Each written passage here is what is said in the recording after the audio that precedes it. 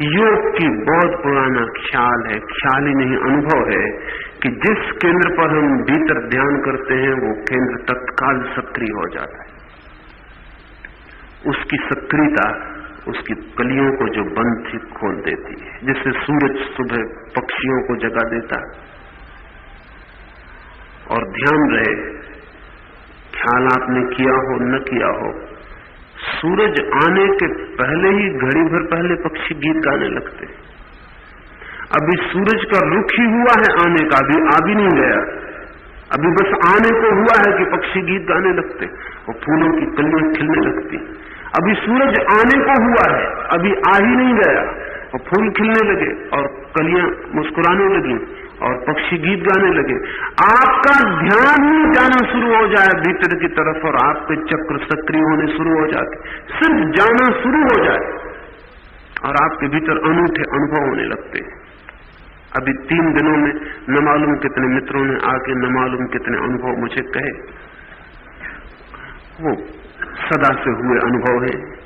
किसी को प्रकाश के तीव्र अनुभव भीतर होने शुरू हो जाते हैं, वो किसी केंद्र से फूटता हुआ प्रकाश है।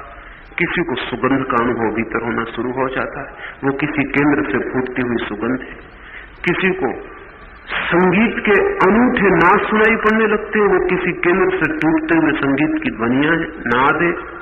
और अलग अलग अनुभव भीतर से प्रकट होने शुरू हो जाते हैं। जितना बड़ा जगत हमारे बाहर है उससे छोटा जगत हमारे भीतर नहीं है। अभी हमने बाहर ही ध्यान दिया है, इसलिए बाहर की चीजें सक्रिय हो गई हैं। अभी हमने भीतर ध्यान नहीं दिया, अन्यथा भीतर भी सब सक्रिय हो जाए। 1-2 छोटे प्रयोग आपको कहूं जिससे आपको स्मरण में आ सके कि ये हो सकता है। रास्ते पे जा रहे हो, सामने आपके कोई चल रहा हो, 1-2 मिनट के लिए जाती हैं जीवन की भी किन्हीं क्षणों में चेतन होती हैं, पर ये घटनाएं बहुत मुश्किल से घटती हैं और कभी घटती हैं। जैसे बुद्ध के वक्त में बोधि वृक्ष के साथ घटी। बुद्ध के मरने के 500 वर्ष तक बुद्ध की प्रतिमा नहीं बनाई गई, क्योंकि बुद्ध ने कहा था प्रतिमा मत बनाना, ये बोधि वृक्ष ही काम दे देगा। और 500 वर्ष तक बोधि वृक्ष की ही पूजा की जाती रही। 500 वर्ष बाद बुद्ध की प्रतिमाएं बनी, 500 वर्ष तक नहीं। कारण बहुत से कारणों में एक कारण ये था कि जिस क्षण बुद्ध को बुद्धत्व हुआ, उस क्षण जिस वृक्ष के नीचे वो बैठे थे वो भी प्रतिध्वनित हो गया बुद्धत्व से, वो भी जाग गया, वो साक्षी हो गया। वो अकेला ही साक्षी था, अकेला विटनेस था, बाकी कोई मौजूद नहीं था, वो वृक्ष ही मौजूद था। आप कहेंगे कि वो वृक्ष कैसे सचेतन हो गया? बुद्ध जैसा बड़ा सूर्य वहां प्रकट हुआ उस वृक्ष के नीचे, तो कितना ही गहरा सोया हो वृक्ष अपनी अचेतना में, उसका भी एक हिस्सा जाग गया। उसने भी जाग के ये घटना देखी, इसलिए बुद्ध ने कहा ये वृक्ष मेरा गवाह है, ये विटनेस है, इसकी ही पूजा कर देना तो चलेगा, ये अकेला गवाह है। वो बोधि वृक्ष अब तक बचाने की कोशिश की गई है, उसका कुल कारण इतना ही। हालांकि बौद्धों को भी पता नहीं कि वो क्यों उसे बचाए चले जा रहे हैं। हिंदुस्तान में सूख गया तो उसकी एक शाखा को अशोक ने अपने बेटे और अपनी बेटी के हाथ श्रीलंका भेजा था। उसकी एक शाखा श्रीलंका में लग गई थी, तो जब हिंदुस्तान का बोधि वृक्ष सूख गया तो फिर वापस उस वृक्ष की एक शाखा लाके पुनः लगा दी गई है। लेकिन 2500 साल से वो वृक्ष जीवित है, वो विटनेस है, वो गवाह है। बुद्ध की चेतना में जो घटना घटी, उस बड़ी घटना के साथ वो वृक्ष भी आंदोलित हो उठा और उसने भी जाग के देखा अपनी गहरी निद्रा में कि क्या घट गया है। इसे इस तरह समझना आसान होगा। अगर आप किसी बड़े संगीतज्ञ से पूछें तो वो शायद आपको आसानी से बता सकेगा। अगर एक सुनसान सूने कमरे में एक वीणा रखी जाए, कोई बजाए ना, बस वीणा रखी हो, और दूसरे कोने में कोई संगीतज्ञ कुशल दूसरी वीणा बजाए, की हो तब पता चलेगा। लेकिन लुकमान अकेले आदमी ने पूरी साइंस पैदा कर दी। एक आदमी एक जिंदगी में कैसे पता लगा पाएगा? लुकमान की कहानी कुछ और कहती है। वो ये कहती है कि लुकमान एक एक पौधे पे जाता, उसके पास बैठ जाता, ध्यान करके उस पौधे से प्रार्थना करता कि तू बता कि तू किस काम में आ सकता है। और लुकमान के भीतर हृदय में उस पौधे से जो उत्तर मिलता, वो उसी बीमारी में उस पौधे का उपयोग शुरू कर देता। और लुकमान ने जिन पौधों का उपयोग किया, अभी प्रयोगशाला में भी वे वैसे ही सही सिद्ध हो रहे हैं। पौधे भी जाग सकते हैं किसी लुकमान के पास, किसी बुद्ध के पास। पत्थर भी जाग सकते हैं किसी योगी के पास। तो मेरे पास एक घटना घटी और तब मुझे लगा कि कितना आश्चर्य। एक मित्र मेरे पास आते थे ध्यान करने। उनका बच्चा जो तीसरी हिंदी पढ़ता है वो भी उनके साथ आता था। उन्होंने मुझसे कहा कि ये बच्चा मेरे पास बैठा रहे तो कोई हर्ष तो नहीं। मैंने कहा कोई हर्ज ही नहीं, अच्छा ही है कि आता है। वे मित्र ध्यान करते थे, वो बच्चा भी उनके पास बैठ के ध्यान करने लगा। पिता तो बहुत गहरी गति नहीं कर पाए, लेकिन वो छोटा बच्चा बहुत गति कर गया। 4 दिन वो आना था, 4 दिन बाद तो वो नहीं आए। 15 दिन बाद बहुत घबराए हुए आए और उन्होंने कहा कि ये आपने बच्चे को क्या कर दिया, उसे बुलाइए, हम नहीं चाहते कि वो ध्यान न जाए। मैंने पूछा क्या हुआ? उन्होंने कहा अजीब अजीब बातें होने लगी। वो और उनकी पत्नी दरवाजा बंद करके ताला लगा के बच्चे को भीतर करके कि तुम घर में खेलना और हम किसी पड़ोसी के घर जा रहे हैं, गए। जब वो लौटे तो बच्चा खिड़की पर खड़ा था और उसने कहा कि झूठ बोले, आप सिनेमा देख के आ रहे हैं, आप मैटनी शो में गए थे। गए तो वो मैटनी शो में ही थे, बच्चे को धोखा देके गए थे।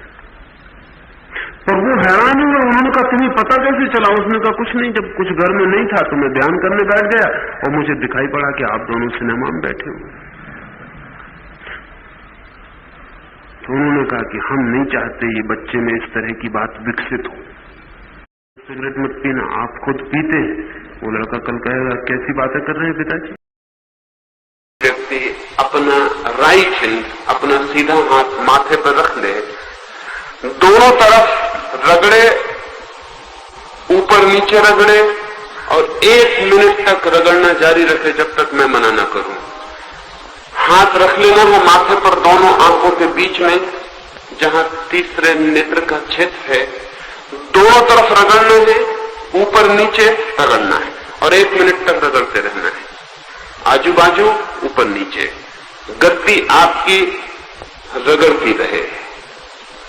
इस रगड़ते वक्त सारा ध्यान उसी जगह रखना है जहां गद्दी रगड़ रही है, सारी चेतना वही रखनी है। 2 चरण जिन्होंने ठीक से पूरे किए हैं उनकी शक्ति जग जाएगी और जब वो गद्दी को माथे पर रखेंगे हाथ की, सारी शक्ति माथे की तरफ दौड़नी शुरू हो जाएगी। और जब वो रगड़ेंगे तो वो जो तीसरे नेत्र पर पड़ा हुआ पर्दा है वो धीमे धीमे सरकना शुरू हो जाए।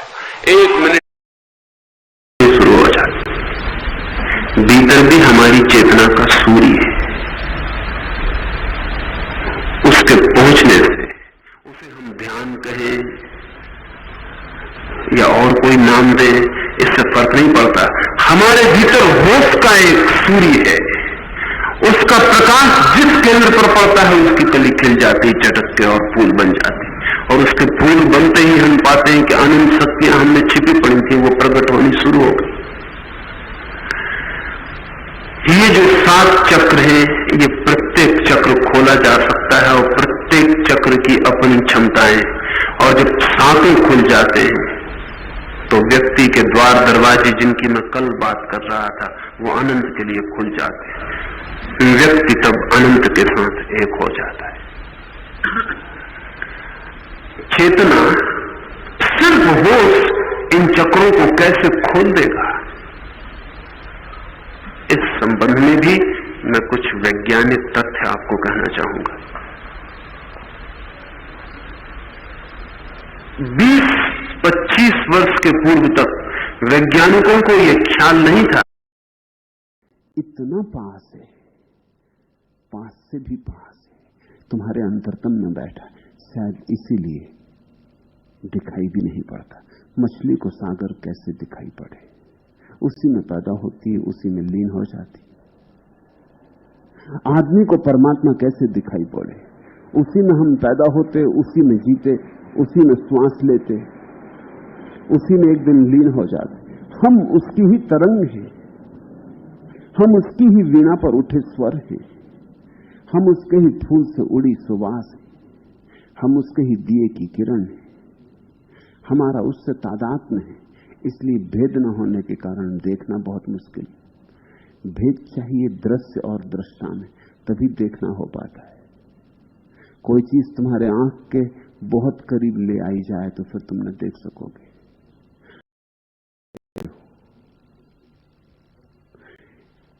मीरा के इन वचनों को सुनना, ये वचन तुम्हारे हृदय के भी वचन किसी दिन बने तो तुम्हारा सौभाग्य होगा। इन्हें तुम गीत, काव्य और भजन ही मत समझना। ये प्राणों की प्यास है, ये प्राणों की पुकार है। मीरा ने जो कहा है ये उसके हृदय का भाव है, और न दुनिया को कोई धर्म देने चली है। मीरा तो अपनी प्यास की अभिव्यक्ति कर रही है। इसलिए जिन लोगों को सच में ही प्यासे होना है वे मीरा का हाथ पकड़ लें, वे उसकी भाव भंगिमा में डूबे, वे उसके भाव को अपना भाव बना लें। गुनगुनाओ मीरा को। ये जो विवाह है एक बार हो गया तो इसमें फिर तलाक नहीं। इस पृथ्वी पर तो जितने विवाह होते सब में तलाक मौजूद ही रहता है। ना भी दो तलाक तो भी मौजूद रहता है, ना भी दो कानूनी ढंग से तो भी हो जाता है। बहुत कठिन है इस जगत में प्रेम को थिर बनाना, क्योंकि जिस मन से हम प्रेम करते हैं वही थिर नहीं है। दोनों व्यक्तियों के मन थिर नहीं है, दोनों व्यक्तियों के मन तूफान में है और दोनों थिर होने की सोच रहे हैं प्रेम में। ध्यान में जो थिर नहीं हुए वो प्रेम में कैसे थिर होंगे? एक थिर नहीं हो सका तो दो मिलकर कैसे थिर होंगे? एक ही काफी चंचल होता है, दो मिलकर चंचलता अनंत गुनी हो जाती। टक्कर और टकराव, प्रेमियों की सारी कथा संघर्ष की कथा है, लड़ाई झगड़ा। बने रहें साथ तो भी साथ कभी का टूट चुकता है। बने रहते हैं और किन्हीं कारणों से, आर्थिक सुविधा है, परिवार है, बच्चे हैं, प्रतिष्ठा है, नाम है। जाएं तो जाएं भी कहां? उस सांचे प्रीतम की तो कोई खबर भी नहीं मिलती, उसका तो कुछ पता भी नहीं है। तो जो हाथ में हो उसी को पकड़े रहो। कहते हैं समझदार लोग कि हाथ की आधी रोटी भी ठीक, सपने की पूरी रोटी की। तो वो पता नहीं सांचा प्रीतम माना कि पूरी रोटी है और तृप्त कर देगा, लेकिन कहां है उसका तो कुछ पता नहीं। तो पकड़े रहो जो भी आधा बासा, जो भी टुकड़ा नहीं।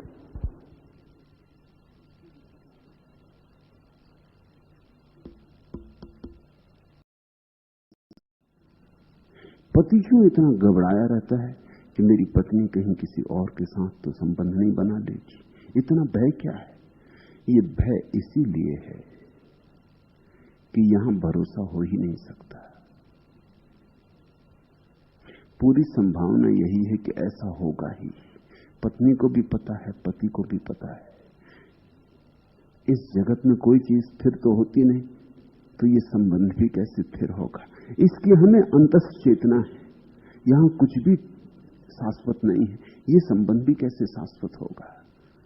तो भयभीत हम पहले से ही हैं, पहले से ही सुरक्षा कर रहे हैं कि बांध लें ईर्ष्या के जाल में।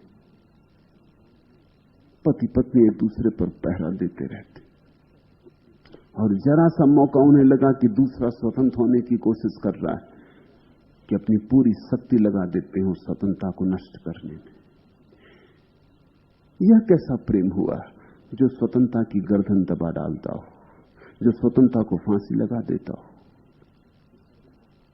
सच्चा प्रेम तो स्वतंत्रता लाता है। सच्चे प्रेम में तो ईर्ष्या की कोई झलक ही नहीं होती। सच्चे प्रेम में तो ईर्ष्या की छाया भी नहीं होती। सच्चे प्रेम में तो श्रद्धा अनंत होती। मगर सच्चा प्रेम सच्चे प्रीतम से ही हो सकता है, इन छायाओं से नहीं बन सकेगा। मन इतना चंचल है, मन इतना क्षुद्र है, मन व्यर्थ में इतना उत्सुक है।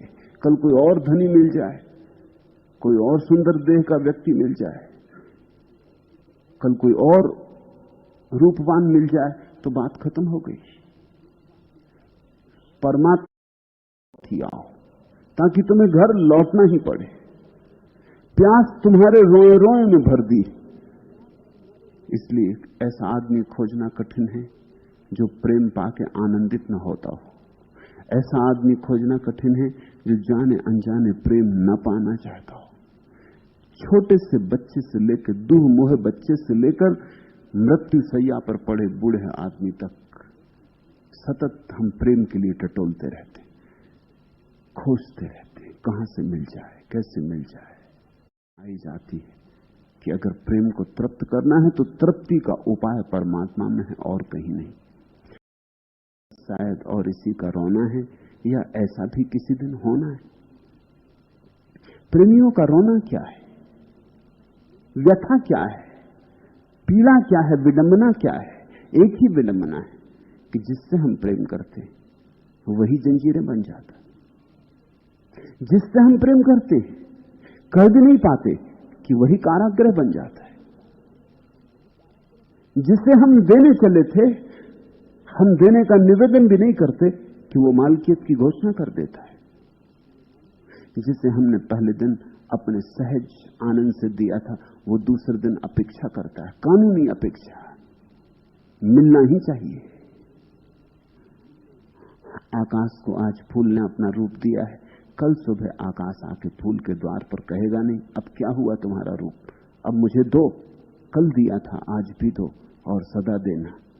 ये गठबंधन हो गया, नहीं दोगे तो उपद्रव है। न तो और परतंत हुए कि प्रेम मरा, क्योंकि प्रेम परतंता में जी नहीं सकता।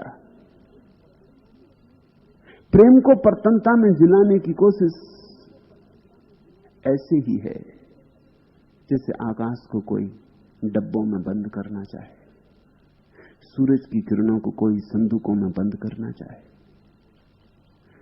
फूलों की सुवास को कोई मुट्ठियों में बींच लेना चाहे। ये नहीं हो सकता, ये अस्वाभाविक है, मगर यही प्रेमी करते। और प्रेम के नाम पर फिर जंजीरें रह जाती हैं, बोझिल जंजीरें, मुंह में एक तिक्त और कड़वा स्वाद रह जाता है। मगर इस जगत में यही हो सकता है, तो मेरा प्रेम अवरुद्ध हो जाएगा।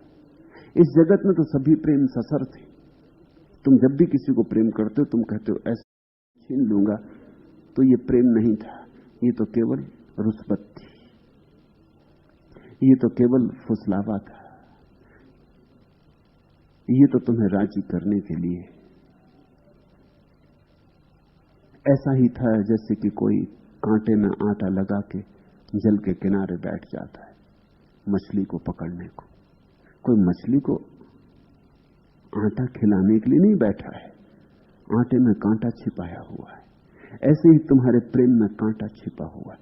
इसलिए मेरा कहते ये सांचा प्रेम नहीं है, ये मारो सांचो प्रीतम। परमात्मा आकाश जैसा विराट है। विराट से दोस्ती करोगे तो तुम भी विराट हो जाओगे, क्षुद्र से दोस्ती करोगे तो क्षुद्र हो जाओगे। दोस्ती सोच समझ के करना। और अक्सर हम बड़े ना समझे, हम बड़े क्षुद्र से दोस्ती कर लेते हैं। किसी ने धन से दोस्ती कर ली, बस वो नोट ही गिनता रहता है, वो नोट को ही देखता रहता है, उसे सारे जगत का सौंदर्य नोट में समाया हुआ मालूम पड़ता है। किसी ने पद से दोस्ती कर ली, वो दिन रात एक ही चिंता में रहता है कैसे और कुर्सी बड़ी हो जाए, थोड़ी और ऊंची हो जाए, थोड़ी और ऊंची हो जाए। सारी जिंदगी दांव पे लगा के बस कुर्सी बड़ी कर लेता है और तब कुर्सी सहित गिर जाता कब्र में।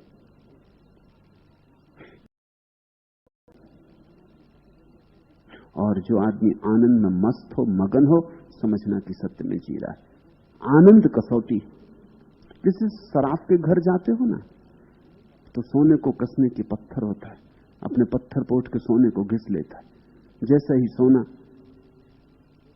स्वर्ण रेखा खिंच जाती है उसकी कसौटी पर, समझ जाता है कि असली है या नकली, या कितना असली कितना नकली। आनंद कसौटी है। तुम अपने हर अनुभव को आनंद पर कस लेना। तुम बैठे अपनी पत्नी से बात कर रहे हो, कोई तुम्हें पागल नहीं कहेगा, क्योंकि पत्नी दिखाई पड़ती, चित्र लिया जा सकता है, 4 गवाह जुड़ाए जा सकते हैं। पत्नी तुमसे बात कर रही, मगर सवाल यह है कि क्या तुम इस बात करते वक्त आनंदित हो जाओगे। पहले ही दिन जब द्वार पर बैंड बाजे बजते थे, शहनाई बजती थी, फूल बरसाए जाते थे महल में, चारों तरफ प्रसाद बंटता था, हिमालय से भागा हुआ एक वृद्ध तपस्वी द्वार पर खड़ा हुआ आकर, उसका नाम था असीता। सम्राट भी उसे सम्मान करता था, और कभी असीता राजधानी नहीं आया था। जब कभी जाना था तो शुद्धोधन को, सम्राट को स्वयं उसके दर्शन करने जाना होता था। ऐसे बचपन के साथी थे। फिर शुद्धोधन सम्राट हो गया, बाजार की दुनिया में उलझ गया, असीता महातपस्वी हो गया, उसकी ख्याति दूर दिगंत तक फैल गई। असीता को द्वारे पर आए देखकर शुद्धोधन ने कहा, आप और यहां क्या हुआ, कैसे आना हुआ, कोई मुसीबत है, कोई अड़चन है, कहें। असीता ने कही, नहीं कोई मुसीबत नहीं, कोई अड़चन, तुम्हारे घर बेटा पैदा हुआ, उसके दर्शन को आया। शुद्धोधन तो समझ ना पाया। सौभाग्य की घड़ी थी ये कि असीता जैसा तपस्वी और बेटे के दर्शन को आया। भागा गया अंतःगृह में, नवजात शिशु को लेकर बाहर आ गया। असीता झुका और उसने शिशु के चरणों में सिर रख दिए, और कहते हैं शिशु ने अपने पैर उसकी जटाओं में उलझा दिए। फिर तब से आदमी की जटाओं में बुद्ध के पैर उलझे, फिर आदमी छुटकारा नहीं पा सका। और असीता हंसने लगा और रोने भी लगा। और शुद्धोधन ने पूछा कि शुभ घड़ी में आप रोते क्यों हैं? असीता ने कहा, ये तुम्हारे घर जो बेटा पैदा हुआ है, ये कोई साधारण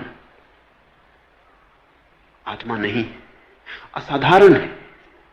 कई सदियां बीत जाती, ये तुम्हारे लिए ही सिद्धार्थ नहीं है, ये अनंत अनंत लोगों के लिए सिद्धार्थ है। अनेकों की अभिलाषाएं इससे पूरी होंगी। हंसता हूं कि इसके दर्शन मिल गए, हंसता हूं, प्रसन्न हूं कि इसने मुझ बूढ़े की जटाओं में अपने पैर उलझा दिए। ये सौभाग्य का क्षण है। रोता इसलिए हूं कि जब ये कली खिलेगी, फूल बनेगी, जब दिगंत में इसकी सुवास उठेगी और इसकी सुवास की छाया में करोड़ों लोग राहत लेंगे, तब मैं न रहूंगा। ये मेरा शरीर छूटने के करीब आ गया। और एक बड़ी अनूठी बात असीता ने कही है, वो ये कि अब तक आवागमन से छूटने की आकांक्षा थी, वो पूरी भी हो गई। आज पछतावा होता है, एक जन्म अगर और मिलता है तो इस बुद्ध पुरुष के चरणों में बैठने की, इसकी वाणी सुनने की, इसकी सुगंध को पीने की, इसके नशे में डूबने की सुविधा हो जाती। आज पछताता हूं, लेकिन मैं मुक्त हो चुका हूं। ये मेरा आखिरी अवतरण है, अब इसके बाद देह न धर सकूंगा। अब तक सदा ही चेष्टा की थी कि कब छुटकारा हो शरीर से, कब आवागमन से। आज पछताता हूं कि अगर थोड़ी देर और रुक गया होता। इसे तुम थोड़ा समझो। बुद्ध के फूल के खिलने के समय असीता चाहता है कि अगर मोक्ष भी दांव पर लगता हो तो कोई हर्जा नहीं। तब से 2500 साल बीत गए। जमीन की गुरुत्वाकर्षण की शक्ति उस पर बजनी हो जाती। भाप भी पानी है, बर्फ भी पानी है। भाप आकाश की तरफ उड़ती है, बर्फ जमीन की तरफ गिर जाता है। ऊर्जा एक है, दिशाएं दो हैं। जिसे हम यौन कहते हैं, सेक्स कहते हैं, वो उसी एक्स अज्ञात ऊर्जा का नीचे की तरफ प्रवाह है। 0 डिग्री के नीचे बर्फ बन जाना है, तब जमीन का गुरुत्वाकर्षण उस पर सघन हो जाता है। वही ऊर्जा, वही एक्स अज्ञात शक्ति ऊपर की तरफ उठनी शुरू हो जाए, 100 डिग्री के पार परमात्मा की तरफ भाप की तरह उठनी शुरू हो जाती। जमीन का नीचे का खिंचाव समाप्त हो जाता है। शक्ति एक है, दिशाएं अलग हैं। तो पहली बात तो ये समझ लेनी जरूरी है कि शक्ति एक है। उसके उपयोग पर निर्भर करेगा कि वो आपको कहां ले जाए। दूसरी बात ये समझ लेनी जरूरी है कि शक्ति तटस्थ है। शक्ति स्वयं आपसे नहीं कहती कि क्या करें। शक्ति आपको हेतु नहीं देती, गति नहीं देती। शक्ति तटस्थ आपके भीतर मौजूद है। आप ही जो करना चाहें उस शक्ति का उपयोग करते हैं। शक्ति आपसे कुछ भी नहीं करवाती। आप आसान आदमी के लिए यही है कि वो जिससे मुक्त होना चाहता हो उसकी आदत निर्मित ना करे। ये आसान क्यों है? क्योंकि जब ऊर्जा भीतर भरती है तो बहनी चाहती है। ऊर्जा का लक्षण है बहना, जैसे नदी बहती है सागर की तरफ, ऐसे ऊर्जा भी किसी से मिलने के लिए बहती है। ये मिलन 2 तरह के हो सकते हैं। ये मिलन या तो अपने से बाहर घटित होगा, किसी पुरुष का स्त्री से, किसी स्त्री का पुरुष से। ये एक बहाव है। एक और बहाव है भीतर की तरफ, अपने से ही मिलने का। ये जो आंतरिक बहाव है, अगर बाहर बहने की आदत ना हो तो शक्ति खुद इतनी भर जाएगी कि वो भीतर के द्वार खटखटाने लगेगी और भीतर बढ़ना शुरू हो जाएगी। ब्रह्मचर्य पर इतना जोर इसी कारण है। इस कारण की शक्ति इतनी होनी चाहिए कि वो शक्ति खुद भी मार्ग खोजने लगे और नीचे की कोई आदत ना हो, बाहर की कोई आदत ना हो, दूसरे के प्रति बहने की कोई आदत ना हो, तो मार्ग न मिले। और जब मार्ग नहीं मिलता और शक्ति बढ़ती चली जाती है और बांध तोड़ना चाहती है, तब साधक आसानी से भीतर जाने वाला मार्ग खोल सकता है। शक्ति खुद ही सहयोगी हो जाती है खोलने के लिए। टेलीविजन देख रहा है 6 घंटे, छोटे छोटे से बच्चे से लेकर बड़े बड़े तक बचकाने। तुम देख क्या रहे हो? ज्ञानी कहते हैं संसार झूठ है। तुम झूठ में भी सच देख लेते हो।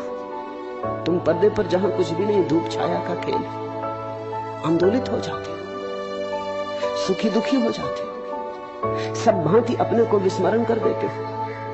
फिल्म में जाके बैठ जाने का सुख क्या है? थोड़ी देर को तुम भूल जाते हो। फिल्म एक तरह की शराब है। दृश्य इतना जकड़ लेता तुम्हें कि कर्ता बिल्कुल संलग्न हो जाता है, भोक्ता संलग्न हो जाता है और साक्षी भूल जाता है। उस विस्मरण में ही शराब है। 3 घंटे बाद जब तुम जागते हो उस विस्मरण से, जो फिल्म तुम्हें सुला देती है 3 घंटे के लिए अपने साक्षी भाव में, उसी को तुम अच्छी फिल्म कहते हो। जिस फिल्म में तुम्हें अपनी याद बार बार आ जाती, तुम कहते हो कुछ मतलब की नहीं। जिस उपन्यास में तुम भूल जाते हो अपने को पढ़ते समय, कहते हो अद्भुत कथा है। अद्भुत तुम कहते हो उसको हो जिसमें शराब झरती, जहां तुम भूल जाते, जहां विस्मरण होता है, जहां स्मरण आता है, वहीं तुम कहते हो कथा में कुछ सार नहीं, डुबा नहीं पाती, बार बार अपनी याद आ जाती। जब मनुष्य अपनी आत्मा के अकर्तापन और अभोक्तापन को मानता है, तब उसकी संपूर्ण चित्तवृत्तियां निश्चयपूर्वक नाश को प्राप्त होती। जानने योग्य, मानने योग्य, होने योग्य एक ही बात है, और वो है अकर्तापन और अभोक्तापन। अकर्तापन अभोक्तापन एक ही सिक्के के 2 पहलू। भोक्ता और कर्ता साथ साथ होते हैं। जो भोगता है वही कर्ता बन जाता है, जो कर्ता बनता है वही भोक्ता बन जाता है। एक दूसरे को संभालते हैं। ऐसा समझकर कि मैं केवल साक्षी हूं, चित्तवृत्तियां अपने से ही शांत हो जाती। साक्षी के साथ मन जीता नहीं, साक्षी के साथ मन की तरंगें खो जाती, और मन की तरंगों का खो जाना है तो फिर परमात्मा की तरंगों का उठना है। जहां तुम्हारा मन गया वही प्रभु आया। इधर तुम विदा हुए, उधर प्रभु का पदार्पण हुआ। तुम करो खाली सिंहासन तो प्रभु आ जाता है। तुम अकड़ के बैठे हो, कर्ता भोक्ता बने बैठे हो। तुम किसी तरह अगर छूटते भी हो संसार से तो भी तुम कर्ता भोक्तापन से नहीं छूटते। फिर तुम कहते हो स्वर्ग चाहिए, वहां भी भोगेंगे, भोग जारी है। समस्त धर्मों का जो अंतिम निचोड़ है वो है ऐसी घड़ियों को पा लेना जब न तो तुम भोगते और न कुछ करते, जब तुम बस हो। होने में भोक्ता की तरंग उठी कि चूक गए, कर्ता की तरंग उठी कि चूक गए। होने में कोई तरंग ना उठी, बहने लगा रस, रसो वैसा, वही आनंद की धार, वही अमृत की धार उपलब्ध हुई। इसे समझो। रात तुम सपना देखते हो, तुम भली भांति जानते हो झूठ है। रात नहीं, सुबह जाग के जानते हो कि झूठ है। रात जान लो तो तुम प्रबुद्ध पुरुष हो जाओ, बुद्ध हो जाओ। रात तो तुम फिर भूल जाते हो। ये तुम्हारी पुरानी आदत है दृश्य में भूल जाने की। फिल्म में भूल जाते हो, टीवी पर देखते देखते भूल जाते हो, किताब पढ़ते पढ़ते भूल जाते हो। रात सपना देखते हो, अपनी ही कल्पना का जाल, वहां भूल जाते हो और लगता है सब सच है, सब ठीक है। बिल्कुल असंगत बातें भी ठीक लगती हैं, जो जरा भी संभव नहीं है वो भी ठीक लगता है। एक पत्थर पड़ा है राह के किनारे, पास तुम पहुंचते हो, अचानक पत्थर उचक के खरगोश हो जाता है, फिर भी तुम्हें कोई अड़चन नहीं आती। घोड़ा चला रहा लगो तो जब तुम मरोगे तब भी ये साथ रहेगा, बस यही साथ रहेगा, और सब छूटेगा और सब छूट जाएगा। मृत्यु तो एक घटना है। जैसे जीवन देखा वैसे ही मृत्यु को भी तुम देखोगे। जैसे दिन देखा, दिन जीवन है, और रात देखी, रात मौत है। ऐसे ही बड़ी रात आएगी, मौत की अमावस आएगी, वही भी तुम देखोगे। मगर दृष्टा से पहचान बना लो, दृष्टा से दोस्ती बना लो, दृष्टा के साथ गठबंधन कर लो। हालत तो ऐसी है कि तुम अभी दिन में ही बेहोश, तो रात में तो बेहोश रहोगे। फिर जो मौत होगी वही मोक्ष है। कर्ता और भोक्ता दृश्य में उलझाव है, दृष्टा भीतर की यात्रा है। धीर पुरुष को स्वाभाविक उच्छृंखल स्थिति भी शोभती है। सुनना इस सूत्र को। उच्छृंखला अपि आकृति का स्थिर धीरस्य, तो उसको अशांति भी शोभती है। उसके जीवन में दुख भी आभूषण है, बनावटी शांति भी नहीं शोभती। लेकिन मैं अगर भोक्ता बनूं तो तुमसे बिना, कोई बहुत सज्जनता से करता है, बनने निकला है, उसे दूसरे की गर्दन काटनी ही होगी। अब दूसरे की गर्दन भी कहीं धार्मिक ढंग से काटी जा सकती है। मित्रता इत्यादि सब नाम है, बातचीत है, बकवास है, ऊपर का पाखंड है, धोखा है। जिसको तुम संस्कृति कहते हो, सभ्यता कहते हो, वो सब बातचीत है। उस बातचीत, सुंदर बातचीत के नीचे एक दूसरे की जेबें काटी जाती, एक दूसरे की गर्दन काटी जाती, एक दूसरे की जड़ काटी जाती। यहाँ दुश्मन तो दुश्मन है ही, यहाँ मित्र भी दुश्मन है। ऑस्कर वाइल्ड ने लिखा है, प्रभु दुश्मनों से तो मैं निपट लूंगा, मित्रों का तू जरा ख्याल रख। दुश्मन से निपटना तो बहुत आसान है, कम से कम मामला साफ है। मित्रों से निपटना बहुत मुश्किल, क्योंकि मामला बिल्कुल साफ नहीं, मित्र होने का दावा है।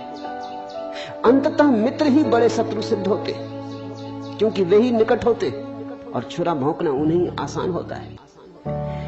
शंखल भी देखो, नाराज भी देखो, तो भी गौर। धीर पुरुष को स्वाभाविक उच्छृंखल स्थिति भी शोभ। चार्विक ने लिखा है कि हम सब परेशान हो गए कि वो नाहक उन्हें परेशान कर रहा है, और उन्हें जो कहना था कह दिया, समझ ले ठीक, ना समझे जाए। लेकिन वो वेद, उपनिषद, गीता इनके उदाहरण देने लगा और सिद्ध करने लगा कि मैं सही हूं। चार्विक ने लिखा, तब एक घटना घटी जो अलौकिक थी। रमन ने उठाया डंडा और उसके पीछे दौड़े। रमन महर्षि किसी के पीछे डंडा उठा के दौड़े, सब भक्त भी चौंक गए। और वो आदमी भागा एकदम घबरा के, उसे बाहर खदेड़ के वो हंसते हुए भीतर आए, डंडा रख के अपनी जगह बैठ गए। अब ये जो घटा, ये बिल्कुल स्वाभाविक है। ये आदमी दूसरी भाषा समझता ही न था, कोई उपाय ही न था। ये कुछ क्रोध नहीं है, ये वैसा क्रोध नहीं जैसा तुम जानते हो। इसमें रमन कहीं भी अपने केंद्र से च्युत नहीं हुए, अपने केंद्र पर थे।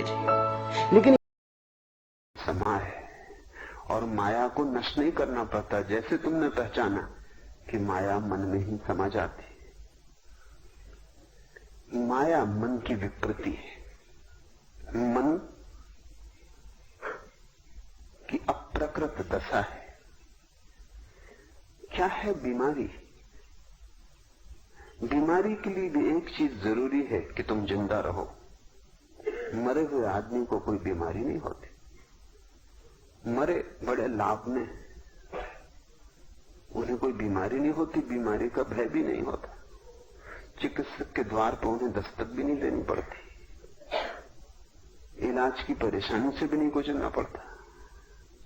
मरों का लाभ बड़ा है, अब दोबारा वे मर भी नहीं सकते, इसलिए मरने का कोई भय भी नहीं होता। बीमारी के लिए एक बात जरूरी है कि स्वास्थ्य हो, जीवन हो। पर है धारा जीवन की ही। चाहे मरुस्थल चले जाओ, चाहे सागर चले जाओ, मरुस्थल में भटकाव हो जाएगा, मरुस्थल सोख लेगा जीवन की ऊर्जा को, तुम्हें निर्वीर्य कर देगा, असक्त कर देगा, कोई उपलब्धि ना होगी, तुम सिर्फ भटकोगे और भ्रष्ट और नष्ट होगे। सागर में उपलब्धि है, सोचना जरूरी है। मरु सीमा में थी, अब असीम हो जाएगी। मनुष्य भी दो तरह का होता है, जीवन की नदी भी दो तरह की होती है। एक तो माया, माया का अर्थ है मरुस्थल, जहां तुम करते तो बहुत हो, पाते कुछ भी नहीं, दौड़ते तो बहुत हो, पहुंचते कहीं भी नहीं, शोरगुल तो बहुत मचाते हो, लेकिन जीवन में कोई संगीत पैदा नहीं होता। संघर्ष बहुत करते हो, विजय हाथ नहीं आती, हार ही हार लगती। पराजय संसार की कथा है, वहां जो भी जाता है हारा हुआ लौटता है। वहां मिटता तो है, लेकिन वो मिटना सड़ने जैसा है। एक बीज को पत्थर पर रख दो, वहां भी वो मिटेगा बिना अंकुर हुए। उसी बीज को भूमि में दबा दो, वहां भी मिटेगा, लेकिन यहां मिटेगा और वहां नया अंकुर आ जाएगा। अंकुर की भांति जिएगा, बीज की भांति मिटेगा, विराट वृक्ष हो जाएगा। तुम बीज को सड़ा भी सकते हो, वही माया है। तुम बीज को वृक्ष भी बना सकते हो, वही ब्रह्म है। दोनों तुम में छिपे। माया तुम्हारा ही भटकाव है, अब ब्रह्म तुम्हारा ही मार्ग पर आ जाना है। बीमारी भी तुम्हारी है, स्वास्थ्य भी तुम्हारा है। बीमारी का निदान कर लेना जरूरी है ताकि तुम भटक ना सको। मन माया तो एक है, माया मन ही समाए। और जब तुम जान लेते हो तो क्या होता है माया का, कहां खो जाती है माया। वो जब तुम्हारी शक्ति भटक रही थी, वो भटकती नहीं, मार्ग पर आ जाती है, सागर की तरफ बहने लगती है। सारी माया मन में ही समा जाती। तुम क्रोध करते हो, क्रोध माया है, क्योंकि उससे तुम मिटोगे तो पाओगे कुछ भी नहीं। इसे तुम माया की परख की कसौटी बना लो कि जिससे तुम्हारे भीतर कुछ मिटता था हो, बनता कुछ भी ना हो। जिससे तुम्हारे भीतर विध्वंस होता हो, सृजन बिल्कुल ना होता हो। जिससे तुम्हारे भीतर बीज सड़ जाता हो लेकिन अंकुर ना निकलता हो, नदी नष्ट हो जाती हो, सागर ना बनती हो, इसे तुम कसौटी बना लो। विध्वंसात्मक वृत्ति बीमारी है, स्वास्थ्य सृजनात्मक है। तुम क्रोध करते हो, क्रोध में शक्ति जाती है, लेकिन मिलता क्या है? सिवाय विषाद के कुछ भी नहीं मिलता। तुम रोते हो, चीखते चिल्लाते हो, उदास होते हो, उदासी में शक्ति खोती है मरुस्थल में। पाते क्या हो? उदासी से कहीं कोई फूल खिलते, उदासी से कहीं जीवन में कोई नृत्य आता है। तुम घृणा